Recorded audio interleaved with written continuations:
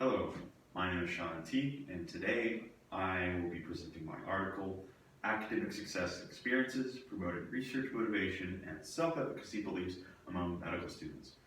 This is an article about medical students, however, this still pertains to us as nurses because med students also have to have high levels of information retention, and this is beneficial to us in a sense of knowing information for clinicals. Now, first off, we're going to have to talk about the theories within this article. Self-determination theory is the first one that's mentioned. It basically states that there's two types of motivation: intrinsic motivation and extrinsic motivation. So, intrinsic motivation is essentially what's found within. It's how you build up your confidence within yourself. Extrinsic motivation is a reward system. So, when you complete something, you reward yourself with like a snack or something. A lot of people view intrinsic motivation to be better. However, the theory advocates that intrinsic motivation should be stimulated to reach these desired outcomes. Therefore, extrinsic motivation is important to mention because that process of internalization could take place due to the external success/rewards, like turning a paper on time, and thus increasing the feeling of self-reliance and ultimately becoming a form of intrinsic motivation, kind of like a cycle. The next theory I need to mention is social cognitive theory.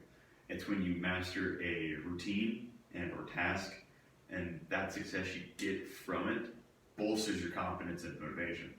Successful experiences can lead to positive self-efficacy beliefs, which in turn can reinforce future behavior. So, onto the study itself. The study investigates if the possible effect of a successful experience differs when the type of assessment is taken into account. So in this instance, it's comparing a standard study regimen for written exams to written reports and an oral presentation.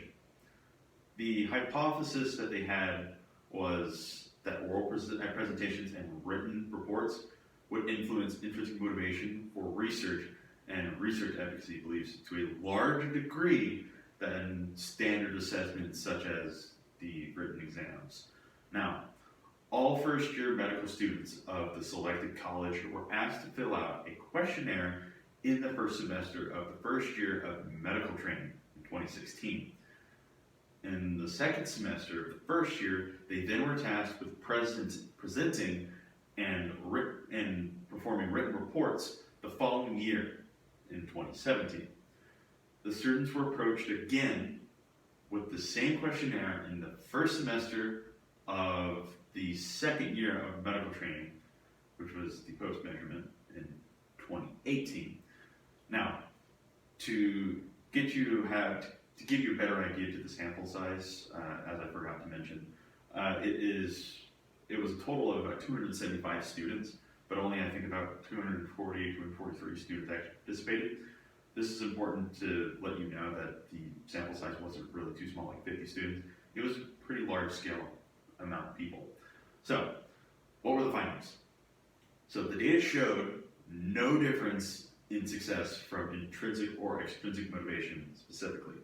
However, the results did suggest that academic success experiences in writing a research report and orally presenting research are related to an increase in intrinsic motivation for research among undergrads. Also, a successful experience in presenting research contributed to increases in confidence.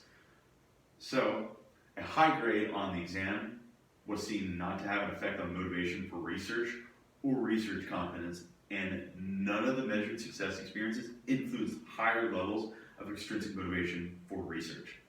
So, why would successfully presenting research enhance both intrinsic motivation and research confidence among undergrads? Learning is especially promoted when students have the opportunity to discuss or defend new knowledge.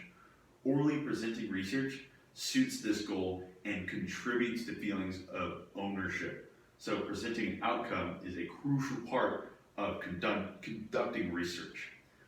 This feedback from teaching and learning in medicine immediately provides them with some sense of how they performed, which is very important and can contribute to their enhanced research confidence and identity in the medical field. So the conclusion: presenting research in front of an audience and receiving feedback allows students to observe their progress, which is very motivating as well. In line with self-cognitive theory, they verified the hypothesis that academic success experiences are related to increased intrinsic motivation for research and research self-efficacy beliefs. In layman's terms, presenting information is better for boosting confidence in the field you want to be knowledgeable in, more so than just standardized testing and cramming in the curriculum that you're in. So what does that mean for us nursing students? It is important to not rely on the repetitiveness of going over the information just over and over and just forcing yourself to try to retain the knowledge. It's better to try some form of teaching method with our peers to help retain information. This will not only help yourself, but it will also help future nurses and the people that you're going to be working with. Thank you for listening to my presentation today.